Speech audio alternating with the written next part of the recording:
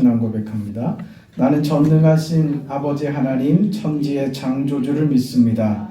나는 그의 유일하신 아들 우리 주 예수 그리스도를 믿습니다. 그는 성령으로 잉태되어 동정녀 마리아에게서 나시고 본디오 빌라도에게 고난을 받아 십자가에 못 박혀 죽으시고 장사된 지 사흘 만에 죽은 자 가운데서 다시 살아나셨으며 하늘에 오르시어 전능하신 아버지 하나님 우편에 앉아 계시다가 거기로부터 살아있는 자와 죽은 자를 심판하러 오십니다. 나는 성령을 믿으며 거룩한 공교회와 성도의 교제와 죄를 용서받는 것과 몸의 부활과 영생을 믿습니다. 아멘. 네, 이 찬양 생명수 흐르는 강변 찬양합니다.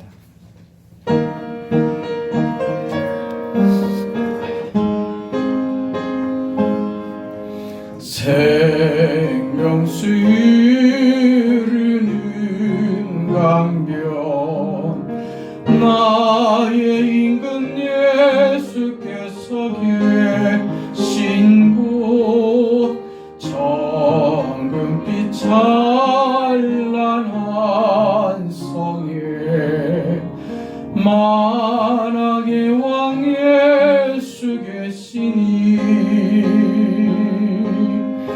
내가 가는 길 험하고 고뇌도 나는 꼭 가네.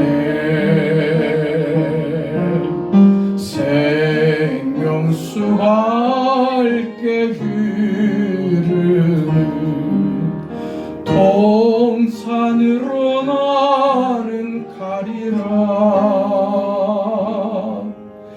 황금 보석 찬란한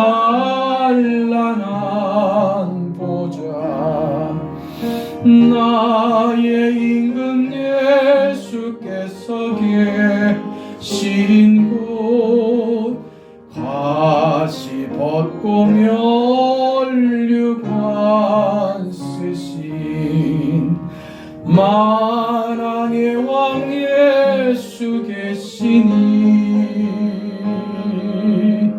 내가 가는 길 험하고 고뇌도 나는 꼭 가네. 생명수 맑게 흐르는 동산으로 나는 가리라. 생명 열매 탐스런 그곳 나의 임금 예수께서 계신 곳 질병 고통 슬픔 없는 곳 만왕의 왕 예수 계시니 내가 가는 길 험하고 고뇌도 나는 꼭 가네. 생명수 맑게 흐르는 동산으로 너도 가야지. 아멘.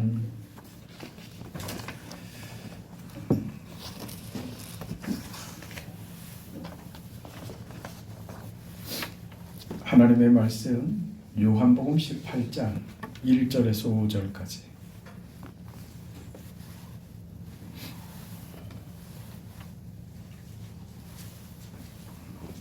요한복음 18장 1절에서 5절까지 말씀 봅니다. 네, 함께 읽습니다. 예수께서 이 말씀을 하시고 제자들과 함께 기드론 시내 건너편으로 나가시니 그곳에 동산이 있는데 제자들과 함께 들어가시니라. 그곳은 가끔 예수께서 제자들과 모이시는 곳이므로 예수를 파는 유다도 그곳을 알더라. 유다가 군대와 대제사장들과 바리새인들에게서 얻은 아랫사람들을 데리고 등과 횃불과 무기를 가지고 그리로 오는지라. 예수께서 그 당할 일을 다 아시고 나아가 이르시되 너희가 누구를 찾느냐? 대답하되 나사렛 예수라 하거늘 이르시되 내가 그니라 하시니라. 그를 파는 유다도 그들과 함께 섰더라. 아멘. 오늘 본문에도 오늘 새벽에도 이 본문을 가지고 생각을 해봤는데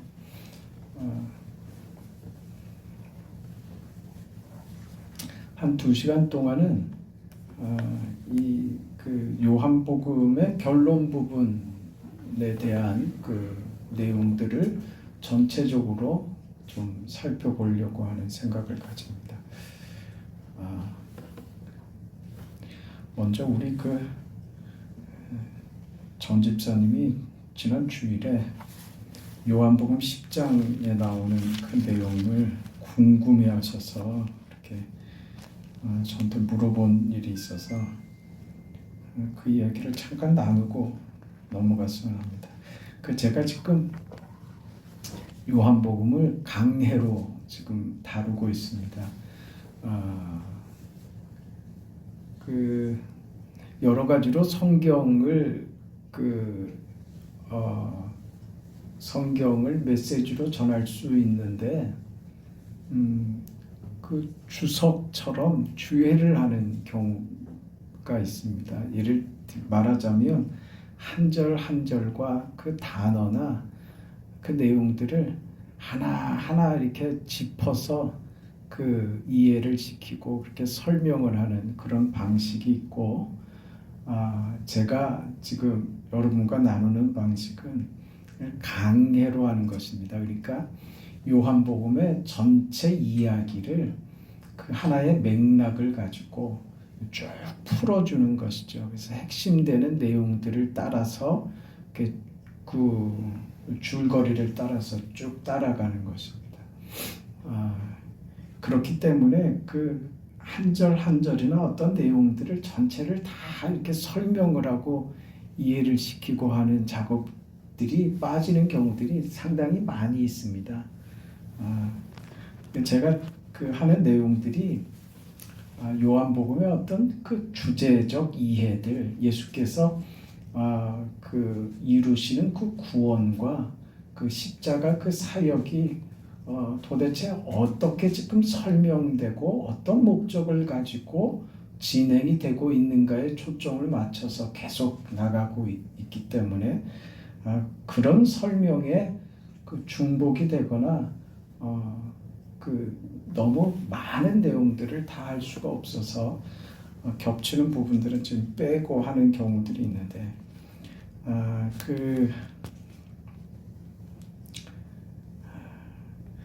요한복음 10장에 가보면 질문을 하셨기 때문에 10장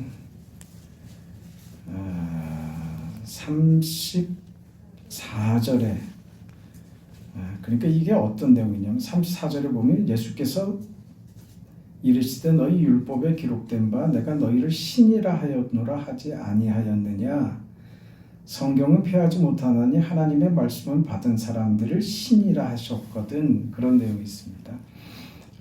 이 내용에 대해서 내가 너희를 신이라 했다. 어떻게 사람을 신이라 하느냐, 이게 이제 이해가 안 돼서 이제 그런 질문을 주셨는데,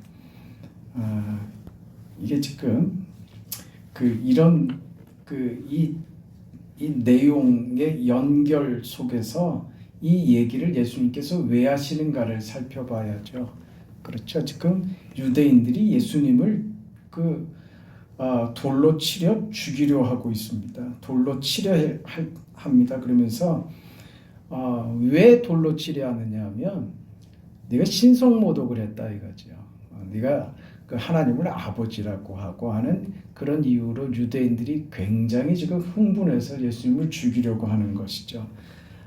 그때 예수님께서 이렇게 대답하신 거예요. 내가 너희 가운데 보인 일들이 너희에게 그 해를 끼친 일이 있냐, 악을 행한 일이 있냐, 내가 아버지의 이름으로 행한 어떤 일로도 너에게 해를 끼친 일이 없는데 도대체 너희들이 나를 왜 돌로 치려 하느냐 할 때 저들이 그게 이제 33절 내용입니다. 유대인들이 이렇게 대답하죠. 선한 일로 말미암아 우리가 너를 돌로 치려는 것이 아니라 신성모독으로 인합니다.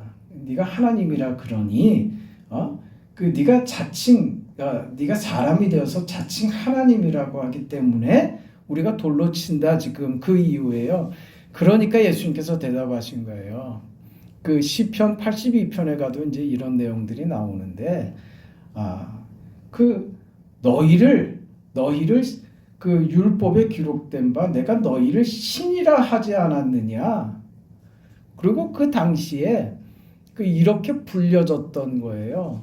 그런데 내가 지금 선한 일을 행하는데도 내가 하나님의 아들이라고 하는 너희는 너희들도 신이라고 하면서 하나님의 일을 하는 내가 하나님의 아들로서 그 권위로 한다는 말에 대해서 나를 돌로 치려고 한다는 것이 이게 잘못됐다 이 말이죠.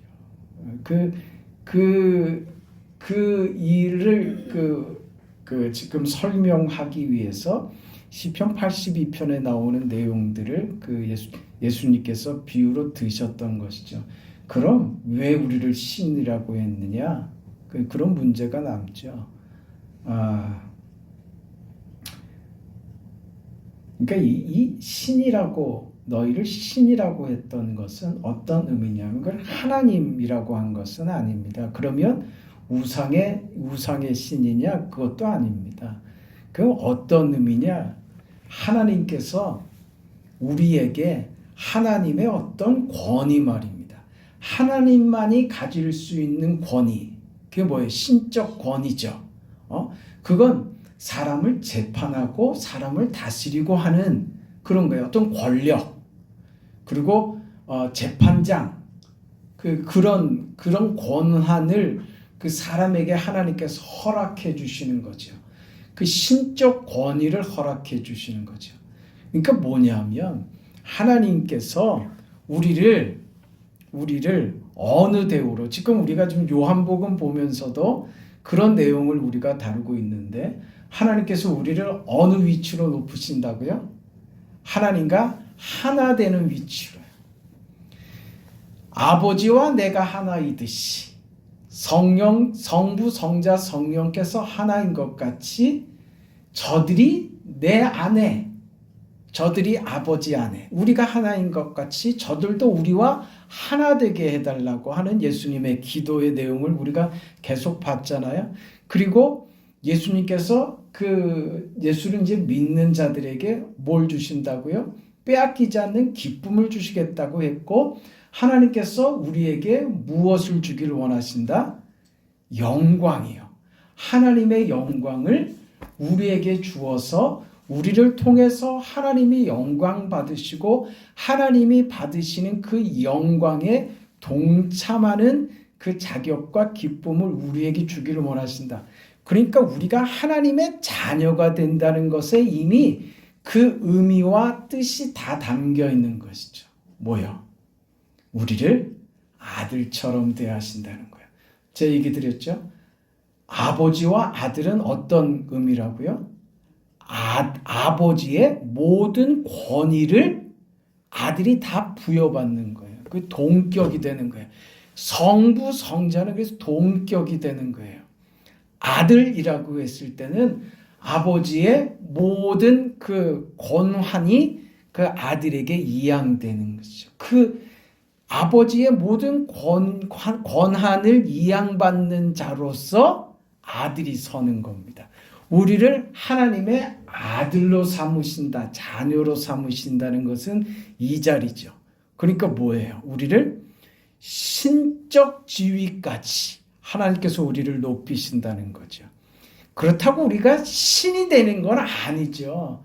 그렇게 우리를 대우하시는 그런 의미인 것이고, 구약에는 그런 신적 권위가 허락된 사람들, 그런 의미로 받으면 됩니다. 오늘 우리 인생이 하나님으로부터 받은 것이 얼마나 크고 놀라운 것인지 우리가 이해해야 돼요. 오늘 그 본문에도 우리가 그 생각하려고 하는 것이 그렇게 연결이 되는데요.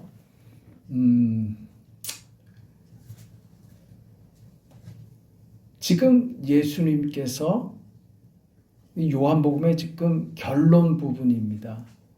갑자기 분위기가 바뀌죠. 예수님께서 제자들을 위하여 제사장적 기도를 하시고 그리고 제자들과 함께 따로 한적한 곳으로 가셨는데, 그곳에 가룟 유다가 드디어 그 병졸들을 이끌고 와서 예수님을 잡으려고 하죠. 그러면서 이제 십자가 죽음과 고난과 순환의 그 길을 가게 되시고, 십자가에 죽으시고 부활하시고까지 급박하게 지금 진행이 되고 있습니다. 거기서 말입니다.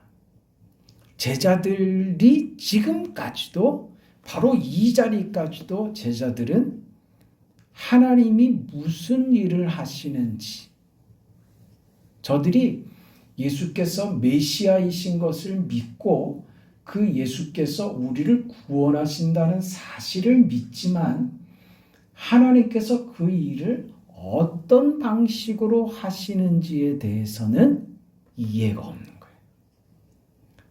그 무슨 말이냐 하면, 오늘 우리는요, 하나님께서 하시려고 하는 하나님의 방식, 하나님의 방법과 우리가 기대하고 예상하고 우리가 원하는 방식이 항상 보면 다르다는 거예요. 그럼 뭔가는 한 군데는 잘못된 거잖아요. 그럼 어디가 잘못됐겠습니까? 우리가 잘못됐죠. 하나님은 우리에게 맞추시는 분이 아닙니다.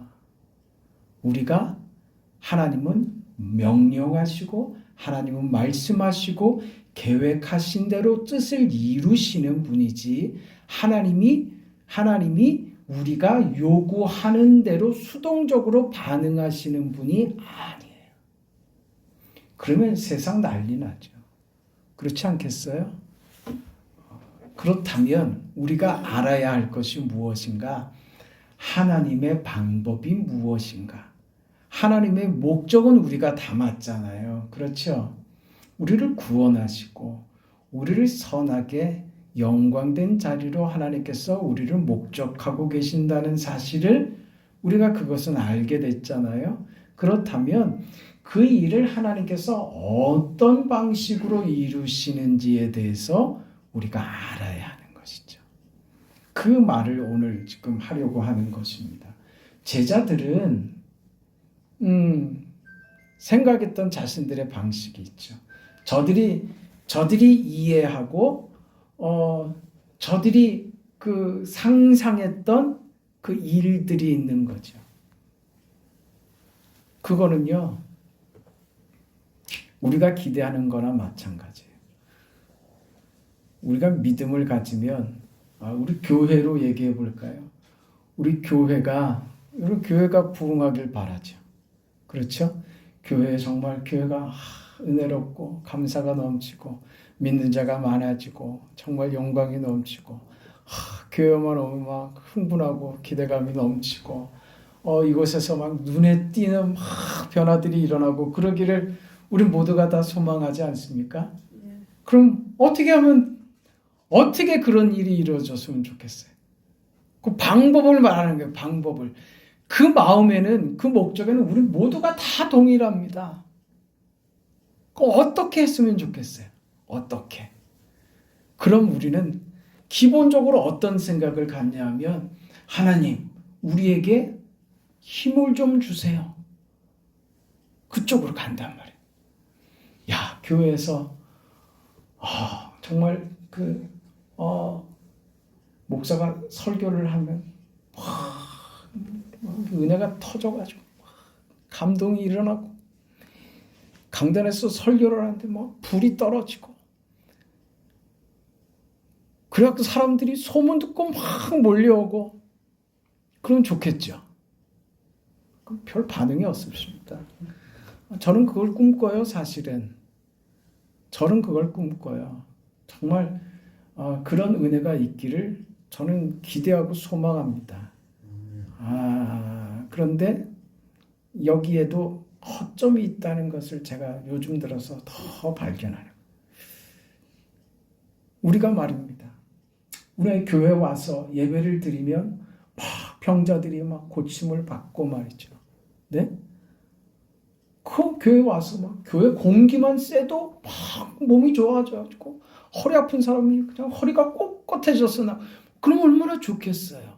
그럼 교회에서 다시 져야 돼. 그렇지. 근데 우리는 그 기대들을 갖고 있다면 뭐예요? 힘을 좀 달라고 그렇게 기대한단 말이에요. 그렇게 되면 눈에 보이는 결과들이 일어날 것 같은 그런 기대를 우리가 갖는단 말이에요. 내 자신 개인에게뿐만이 아니라 우리 공동체 교회에 대해서도 우리가 그 선한 목적과 그 마음이 귀하죠. 잘 됐으면 정말 교회가 부흥되고 아름다운 역사들이 막 일어나고 그런 기대들을 우리가 모두가 다 갖고 있는데, 문제는 뭐냐? 그럼 어떻게 그 일이 일어나기를 기대하느냐 이거죠. 힘이 있었으면 하는 거예요. 어떤 특별한 능력과 기적이 교회 안에 펼쳐졌으면 하는 그런 기대를 우리가 자연스럽게 갖게 된다고요. 그래서 제가 그런 얘기를 자주 드리는데, 그래 목사가 이 강단에서 가지는 아주 큰 유혹 중에 하나가 그거예요. 어떤 기적이 펼쳐졌으면 하는 그런 요구를요, 그런 유혹을 떨쳐내기가 힘듭니다. 네? 그래서 치유 사역을, 그럼 무슨 번영 신학이라고 들어봤습니까? 그 육신의 삶에서 잘 되는 게 하나님의 뜻이고 잘 될 수밖에 없다, 그렇게 말하는 게 번영 신학이에요.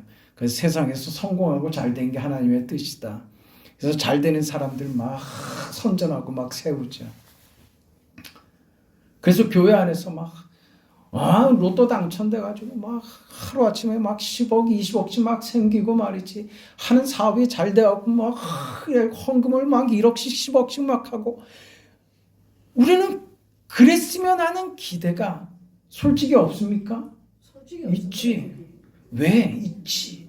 그런 기대들을 우리가 그 유혹이라는 게 있어요. 교회 안에, 우리 안에. 그건 아마 여러분보다는 그 목사에게 더 있을 거예요. 그게 굉장히 큽니다. 우리 개인에게도 하나님, 내가 예수 믿는다는, 내가 하나님 자녀 됐다는 증거를, 하나님, 내가 떵떵거리는 걸로, 내가 잘된 것으로, 내가 예수 믿어갖고 내 자녀들이 이렇게 됐고, 내가 건강이 이렇게 됐고, 이런 걸로 자랑하는 건 그 분명히 진심이요. 자기를 위한 게 아니에요. 진심이에요. 그렇게 하나님의 영광이 되기를 원합니다 하는 그 진심으로 그런 걸 요구하는 마음이 우리들에게 있게 된단 말이에요.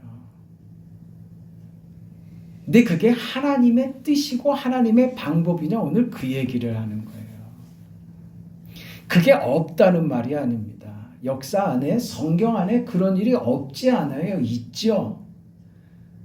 그게 무엇을 위한 것인지, 하나님이 이 일을 어떻게 해가는 것인지, 제자들은 무엇에 실수를 했으며 제자들이 생각했던 것과 기대했던 것과 예수님이 행하신 일이 어떻게 달랐는가를 오늘 성경에서 얘기하고 싶은 거예요. 예수님은 오늘 성경에 보면 그 4절의 내용에 보면 예수께서 그 당할 일을 다 아시고 그랬어요. 그 당할 일이 뭡니까? 십자가죠. 죽음이죠. 고난이죠. 다 아시면서 그 길을 걸으셔야 했다는 겁니다. 다 아시는 그 길을 걸으셨다. 이것이 오늘 우리 신앙의 핵심이 되는 내용이 됩니다. 예수님께서 당할 일을 다 아시고 그렇게 행하셨습니다. 그게 우리 신앙의 삶에 요구되는 우리의 길이고 내용이고 그렇다는 거예요. 다 아시고 그러셨다. 다 아시고 이건 수동적인 거 아닌 거죠. 다 아시고 그러셨다는 건 뭐예요? 이것밖에 없다는 거예요. 다른 방법이 없다는 거예요.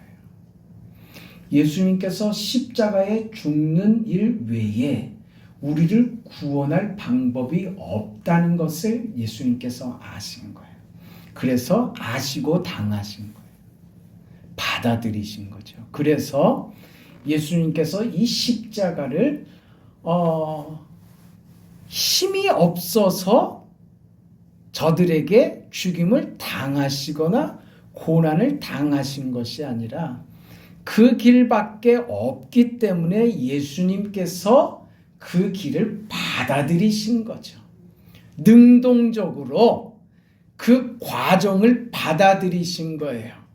네? 십자가에 그냥 딱 죽으면 끝인 것이면 그 단순하고 순간적인 것이면 괜찮겠는데 그 과정 말입니다. 인간이 되셔야만은 성육신의 그 수치를 그 낮아지심을 예수님께서 수용하시는 거예요. 왜? 그것밖에 방법이 없다는 것 알기 때문에 예수님께서 받아들이신 거예요. 능동적으로 수용하신 것이죠. 어쩔 수 없이 당한 게 아니라 받아들이신 겁니다. 세상은 저들이 예수를 죽였다고 말하지만 아닌 거예요. 예수님께서 그 죽음을 받아들이신 거예요. 예수께서 거부하셨으면 그 길을 가실 이유도 그 길을 거부하시고 그 길을 피할 수도 있었지만 예수님께서 그것을 받아들이심으로만이 우리를 구원하실 수 있기에 우리를 사랑하시는 예수님의 그 사랑이 우리를 구원하기 위하여 적극적으로 그것을 수용하시는 그 결론, 그 의지를 발동했다 그겁니다. 그래서 당할 일을 다 아시고 잡히시는 거죠. 그리고 잡혀가시는 거죠. 이 내용입니다. 이게 히브리서 5장에 가면 7절부터 10절에 이 내용이 있습니다. 그는 육체에 계실 때에 자기를 죽음에서 능히 구원하실 이에게 심한 통곡과 눈물로 간구와 소원을 올렸고 그의 경외하심을 인하여 들으심을 얻었느니라. 그가 아들이시라도 받으신 고난으로 순종함을 배워서 온전하게 되었은즉 자기를 순종하는 모든 자에게 영원한 구원의 근원이 되시고 하나님께 멜기세덱의 반차를 좇은 대제사장이라 칭하심을 받았느니라. 예수님께서 우리에게 어떤 역할이요? 우리를 죄에서 구원하기 위하여 제사장적 역할을 예수님께서 감당하셨다. 대제사장인 멜기세덱의 반차를 좇아 예수님께서 대제사장으로 십자가의 제물이 되시고 십자가를 제단으로 삼아서 예수님 자신이 제사장으로서 자신을 제물로 자신이 지는 그 십자가를 제단으로 하여 하나님께 단번에 제사를 드려 우리 죄를 구원하셨다. 이게 무슨 사역이다? 제사장적 사역이다. 그래서 이것을 오늘 히브리서 뭐라고 했다고요? 받으신 고난으로 순종함을 배워 온전하게 되었다. 이렇게 하는 거죠. 순종함을 배워서 온전하게 됐다. 이렇게 말을 하니까 온전하지 못해서 뭔가 부족한 부분을 채워서 온전해졌다고 착각할 수 있는데 그 말이 아니고 제사장적 사역을 하기 위하여 무엇으로 채웠다고요? 제사장으로서 제물이 되시는 이 순종 말입니다. 십자가에 죽는 순종으로 제사장적 사역을 완성하셨다. 그 모자람을 당신이 제물이 되심으로 모자람을 메꿈으로 온전함을 만들었다 그거죠. 그 제사의 온전함. 그래서 온전케 되었다라고 하는 표현을 쓴 것입니다. 그것에 무엇이 동원됐다고요? 예수님께서 순종했다고요. 순종했다니까요.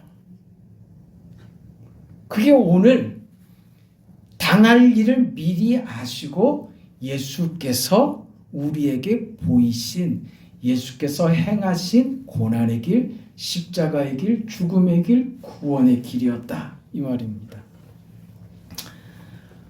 그게 지금 오늘 사도 요한이 그가 이제 나이 많아 늙어서 사도의 사역을 거치고 하면서 이제 그때 예수께서 하신 말씀이 무슨 의미였는지를 깊이 알게 된 거죠. 그래서 정말 예수님의 순환이 무슨 의미였는지를 그 순간 그 사건을 자신들의 행동을 반추하면서 이 기억을 되새기는 거예요. 그러면서 우리한테 하고 싶은 말이 있는 거죠.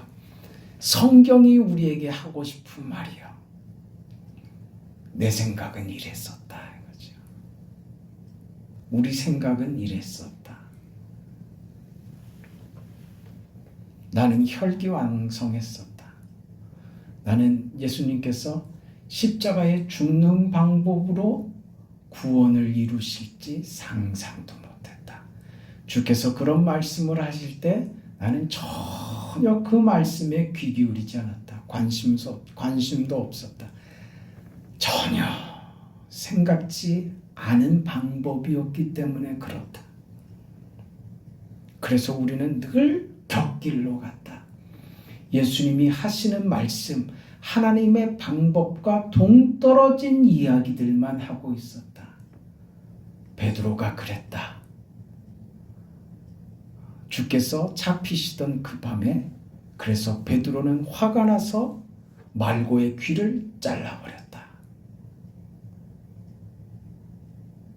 베드로가 예수님께서 십자가에 죽으실 것을 예언하셨을 때 절대 주님에게 이런 일이 일어날 수 없습니다라고 몸부림치고 속상해하며 그가 결단하고 다짐하고 외치기를 결단코 주님에게 이런 일이 일어날 수 없습니다. 그리고 내가 이런 일이 일어날 수 없도록 내 목숨을 바쳐서라도 이런 일이 일어나지 않도록 하겠습니다. 라고 말했다. 그는 그 자신이 무슨 말을 하는지도 몰랐다. 그게 뒤에 그 자신을 얼마나 부끄럽게 만드는 행동이었는지 베드로는 뒤에 깨달았을 것이다.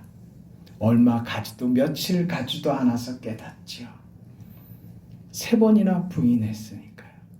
그리고 통곡을 하지요.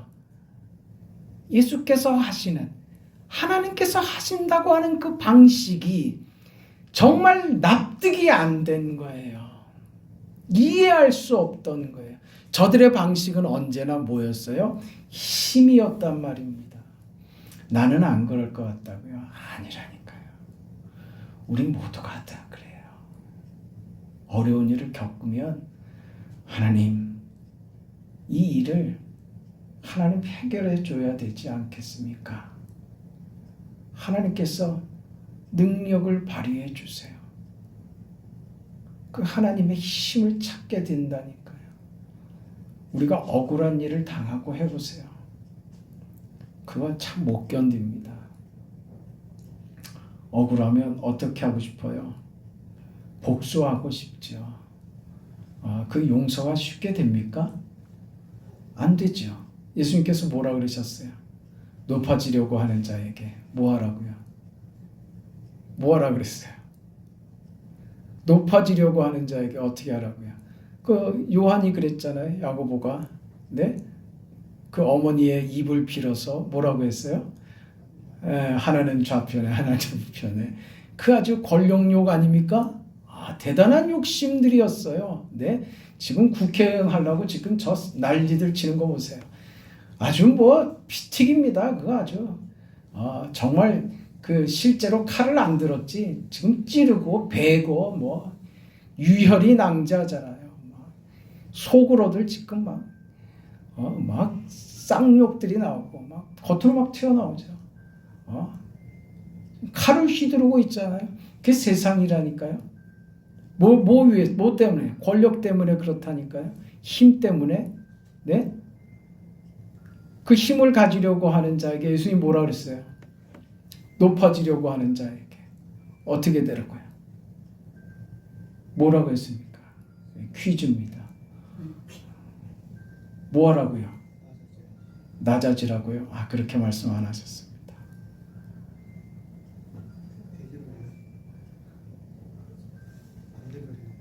섬기라 그랬어요.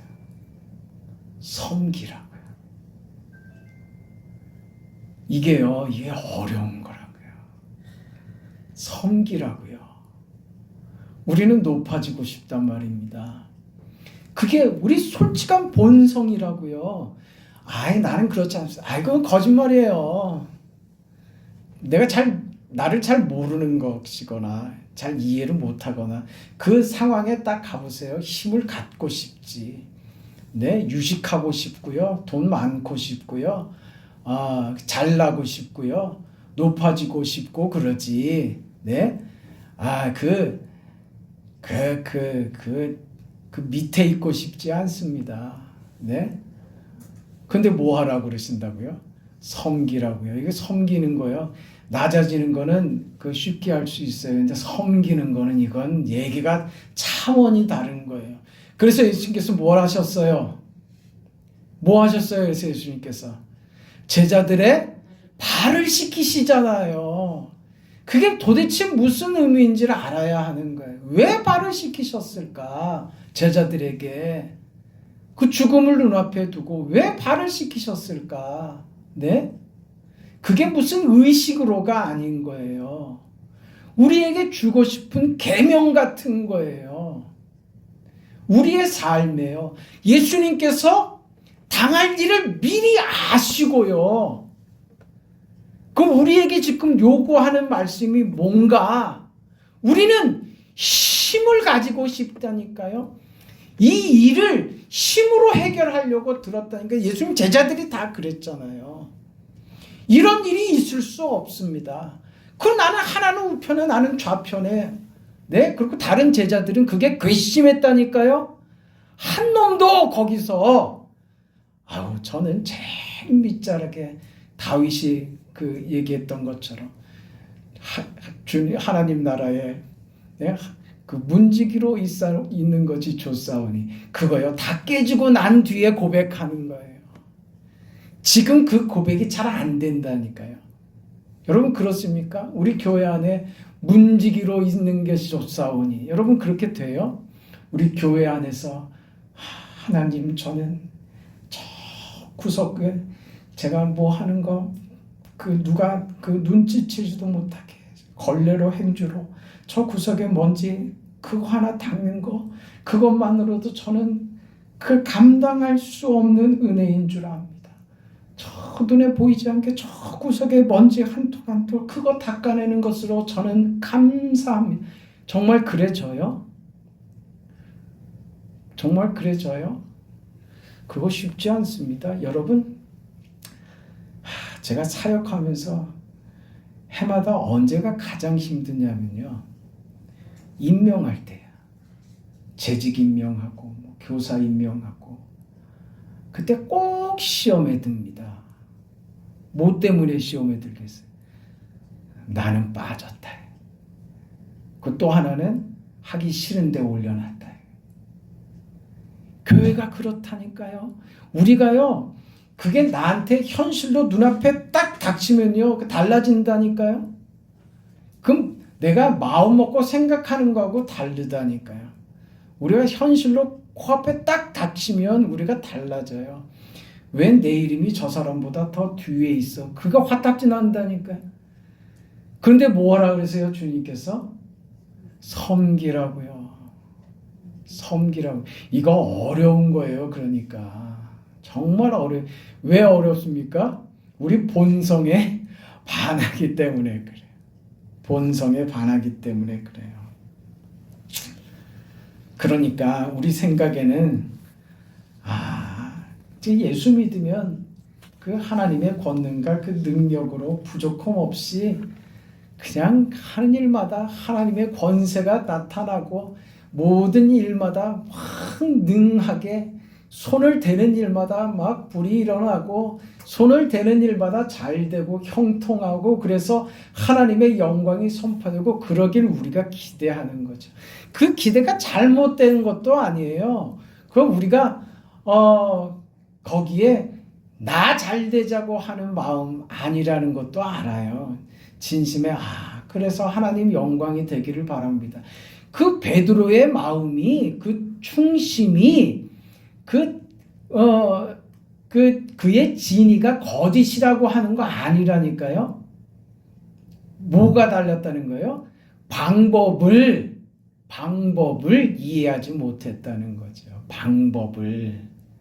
방법에 대한 이해, 하나님이 어떤 방식으로 일을 하시는지에 대한 이해가 부족할 때 우리는 그 하나님의 뜻을 오해할 수 있고 그 내 방식을 주장하다가 하나님의 뜻이 이루어지지 않음에서 답답한 결과를 맞는 거죠. 왜 안 되죠? 나의 진심이 왜 하나님께 안 받아들여지죠? 이렇게 착각하고 고민할 수 있다는 거예요. 그때 뭘 깨달으라고요? 그 방식의 문제다는 거예요. 그 방식에. 여러분, 그 요한복음, 그 사복음서의 사복음서 다음에 그 전개되는 게 사도행전 아닙니까? 그 사도행전에 보면 우리는 이제 사도행전에 성령의 역사가 일어나고 그래서 막 믿는 자들이 막 나타나고 대단하지 않습니까? 그렇게 그 두렵고 떨던 그 제자들이 성령의 그 충만함을 입어서 담대하게 세상으로 나가서 거리로 나가서 막 전도를 하고 설교를 하고 베드로의 설교 한 번에 5,000명이 막 회개를 하고 일어나고 기가 막힌 일들이 일어납니다. 그래서 교회들이 세워지고 또 교회 안에서는 지금 정말 우리가 꿈꾸는 그런 모습 말입니다. 서로가 서로에게 서로 도와주고 내 것이 네 것이고 그 서로의 소유가 구분이 없는 유유상통하며 서로를 돕는 아주 공동체의 아주 기가 막힌 모습이 아주 드라마처럼 펼쳐졌던 게 초대교회 아닙니까? 그렇죠? 초대교회 안에 그 성령을 돈을 주고 살려고 했던 그 아나니아의 삽비라의 경우에 있어서는 아주 즉각적으로 저들이 죽임을 당함으로써 교회의 어떤 말씀의 권위나 성령의 권위가 세워지는 일들이 즉각적으로 나타나기도 하고 말이죠. 네, 그 바울과 그 베드로와 요한이 그 성전으로 올라가다가 그 안진뱅이 된 자가 말이지. 그 벌떡 일어나 걷고 뛰며 하나님을 찬양하는 이 기가 막힌 역사들을 막 이런 일들이 펼쳐지니까 우리는 예수 믿고 성령의 은혜 받고 하면 이제 아주 그냥 하는 모든 일들이 경쾌하게 모든 일들이 무슨 막힘이 없이 뚫리고 기가 막히게 드라마처럼 일들이 펼쳐지겠구나 이렇게 우리가 기대를 하게 된다란 말입니다.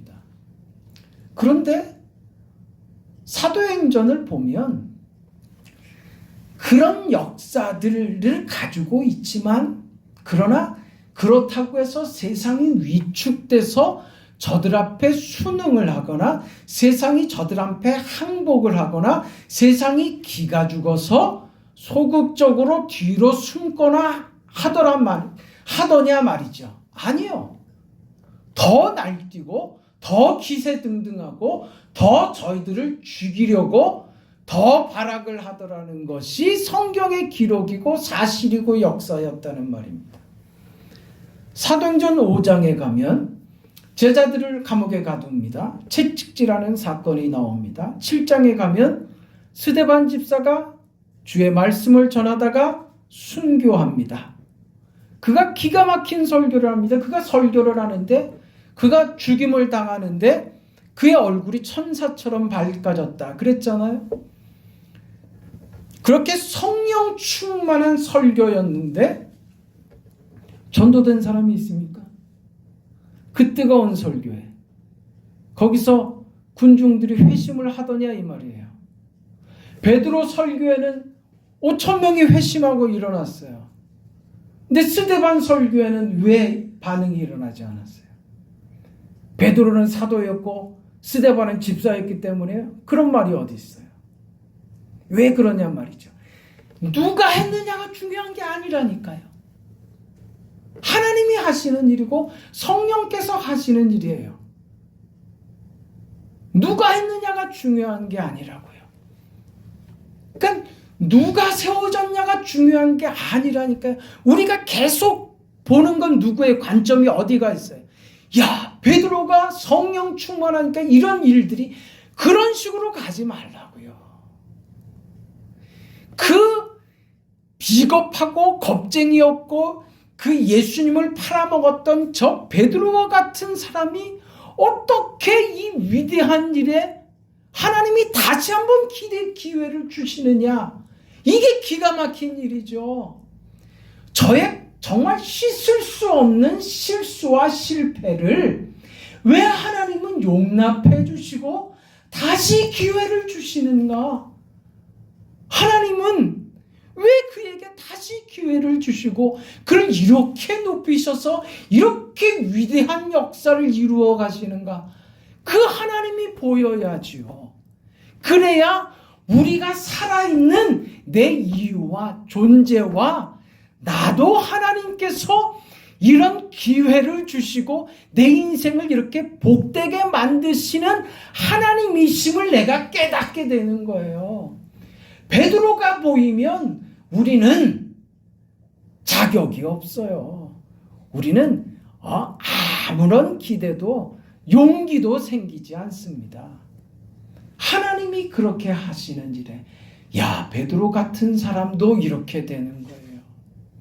그러니 스데반 같은 자가 그렇게 하나님께서 그를 영광스럽게 그렇게 불러가시는데 그의 사역의 결과가 어떠했느냐로 그를 평가하는 것은 아니라 이 말입니다. 그 목사님이 교회가 저렇게 부흥이 되고 하는 걸 보니 야, 하나님이 저 목사님을 얼마나 크게 위대하게 사용하셨는가. 그따위 말 하지 말라고요. 그거 아니라고요. 우리가 자꾸 그런 식으로 이해한다니까요. 힘으로요, 힘으로. 사람이 어찌하여 그런 방식으로 그게 우리 이해의 기본이라는 말이에요. 그게 잘 안 벗어져요. 지금 제자들이 그러고 있는 것처럼 우리도 역시 그러고 있다고요. 이 오순절의 사건과 이 사도행전의 사건들에도 그런 거예요. 우리 그렇게 이해들 하지 않았어요? 그 이해가 다르다니까요. 스데반이 그의 얼굴이 정말 해같이 빛나면서 그렇게 죽음을 맞이하는데 그는 정말 영광스럽게 하나님의 품에 안깁니다. 하나님 우편에 계신 예수님께서 그를 환영하는 모습을 그가 봅니다. 그러면서 죽습니다. 그는 가장 영광스럽게 죽었습니다. 그 누구도 그 어떤 인생도 스데반의 인생을 스데반의 사역을 실패했다고 말할 수 있는 사람은 아무도 없습니다. 그러나 그가 남긴 것 없습니다. 그 설교에 누구도 회심하지 않았습니다. 바울이 회심했습니까? 아니요. 회심 안 했습니다. 언제 회심합니까, 바울이? 다메섹으로 가다가 회심하죠. 뭐하러 가다가? 주의 도를 깨닫고 싶어서 갔습니까? 예수 믿는 자를 잡아 죽이러 가는 길에 바울의 의지와 전혀 상관없이, 이걸 잘 기억하세요. 사도행전의 역사가 어떻게 펼쳐지는가? 지금 요한이 무슨 말을 하고 싶은 것인가? 예수께서 그 당할 일을 아시고 이 말이 도대체 무엇인가 말이에요. 바울의 생애가, 그가 사도가 돼서 그 수많은 역사들, 하나님의 귀한 복음의 사역들을, 그 큰 일들을 감당한 것을, 그 일이 무엇인가를 지금 결론적으로 설명하며 웅변하는 그 메시지가 뭔가를 다메섹에서 설명하는 거예요. 바울의 그 결실은 바울에게 비롯된 것이 아니었다, 이 말입니다. 이 말하고 싶은 거예요. 반드시 꼭 집어서 말하고 싶은 거예요. 너희들이 원인이 되고 이유가 되지 않는다. 바울과 같은 사람이 필요해서 그거 아닌 거예요. 돌들을 들어서도 하나님은 하나님의 일을 하십니다. 우린 그것을 믿는다고 하면서도 자꾸 바울이 그런단 말이에요. 어떻게 얘기가 돼야 돼요? 바울과 같이 저렇게 돌처럼 굳어있는 사람이, 그 스데반 집사를 죽이려고 했던 사람이, 스데반 집사가 죽으면서 저렇게 변화되는 모습을 직접 눈으로 보면서도 끄떡도 안 했던 죄인이, 그 자신이 의롭다고 생각해서 자신을 죄인이라고 지적하는 그 사실 앞에, 그 지적 앞에 화가 나서 우라가 치밀어서 예수 믿는 자들을 다 죽여버리겠다고 결의했던 그 바울이 어떻게 변합니까? 변할 수 없는 사람 바울이 어떻게 변할 수 있겠느냐, 이 말이죠. 그 바울마저도 바꾸어 버리시는 하나님, 그 하나님, 그 위대하신 하나님, 하나님이 손대시면 바뀔 수 없는 인생은 없다. 하나님은 누구도 변화시키신다. 하나님은 나같이 쓸모없고 가치없고 무능력하고 정말 보잘것없는 인생에도 하나님은 관심을 가지시고,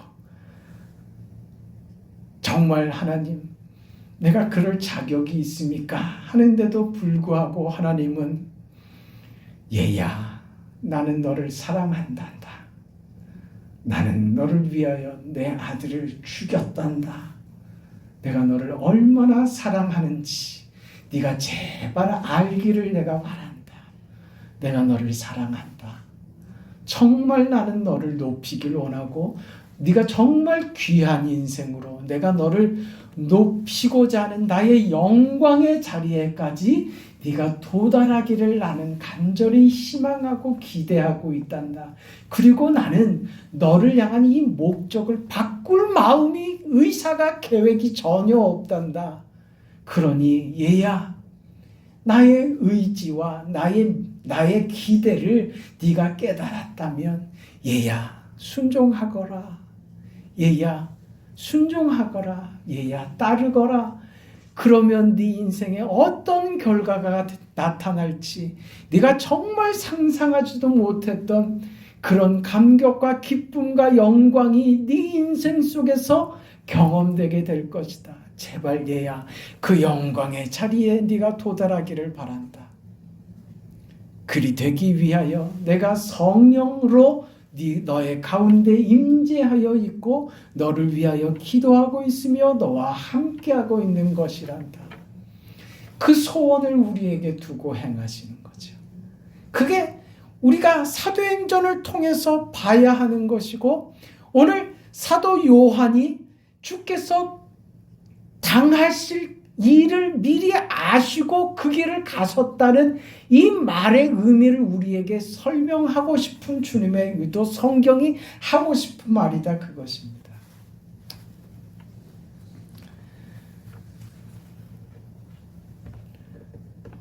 하고 싶은 말은 많지만 말씀을 여기서 정리하려고 합니다. 그렇다면 우리는 얼마든지 하나님 앞에서 복된 인생으로서 그 약속을 받은 자로서 이 땅을 살아가는 오늘 우리는 현실 속에서 그 어떤 고단한 현실이라고 해도 우리는 웃을 수 있는 인생이 되는 겁니다. 우리는 만족하고 감사할 수 있는 인생이 되는 거고, 나에게 요구되는 그 순종의 걸음을 하나님 그렇게 하겠습니다 하고 걸어가는 것이죠. 그 요구되는 것 뭐라고요? 섬기는 거라고요. 섬기는 거. 그래서 우리 신약 성경에 보면 여러분 우리 성도들에게 요구하는 것이 네가 능력이 있어서 뭘 어떻게 하고 무슨 권세를 가지고 무슨 성공한 자로 뭘 그런 얘기들은 없어요. 다 무슨 얘기합니까? 이해하고 사랑하고 용서하고 끌어안고 하나가 되고 그런 얘기들로 가득 차 있잖아요. 그럼 뭐예요? 다 능력에 관한 게 아니라 다 뭐에 관한 거라고요? 성품에 관한 거라고요. 성품에 관한 것. 제발 우리가 예수를 믿는다라고 하면 이 하나님께서 우리에게 요구하시는 내가 거룩하니 너희도 거룩할지어다 라고 하는 이 요구에 순종하셔야 됩니다. 이거 안 되고서 그 어떤 것도 우리에게 이루어지지 않습니다. 한번 해보자고요. 어떻게 해요? 하나라도 해보자고요. 이 하나가 되면 다 됩니다. 뭐 하자고요? 오늘 한번 뭐 하자고 결심을 한번 해보죠. 뭐요? 순종하자고요. 순종이 아니고 섬기자고요. 섬기는 일에 순종 한번 해보죠. 섬기자고요. 그거 어려운 거지만 그렇게 기도하자고요. 하나님, 주께서 나를 섬기셨는데 제가 못할 일이 뭐가 있겠습니까? 그 하나님께서 나한테 지금 생명 내놓으라고 하시는 것도 아니고 목에 칼을 들미는 것도 아니고 불 속에 들어가야 되는 것도 아니고 그저 섬기라고 하는 것인데 남편에게 섬기는 마음 갖겠습니다. 아멘 안 합니까? 네, 옆에 있는 사람들 보면서 우리 옆 사람에게 옆 사람을 섬기겠습니다. 섬기겠습니다. 한번 하세요. 네, 섬기겠습니다. 네. 그러면 그 자리가 거기서 기적이 펼쳐질 겁니다. 그 자리에서 영광이 나타나고 감격스러운 일들이 펼쳐질 겁니다. 기도합니다. 거룩하시고 자비하신 아버지 하나님, 은혜와 사랑을 감사합니다. 우리의 기대와 우리가 생각하는 것, 우리 마음에 요구되는 것들, 이것이 참으로 우리를 부끄럽게 한다는 것을 순간순간 깨닫습니다. 내가 그렇지 않은 것 같지만 우리가 어떤 결정적인 순간이나 또 어떤 내 이해가 충돌될 때 내가 하는 행동들을 보면 우리는 여전히 내 이해 속에 있고 내가 하려고 하는 것에 늘 갇혀 있고 내 믿음이 거기서 자라지 못하는 모습을 우리가 늘 발견합니다. 우리 모두가 다 그렇습니다. 이 언약을 내 모습을 발견할 수 있는 은혜를 주시옵소서. 베드로도 몰랐고 사도 요한도 몰랐고 그 제자들도 다 몰랐습니다.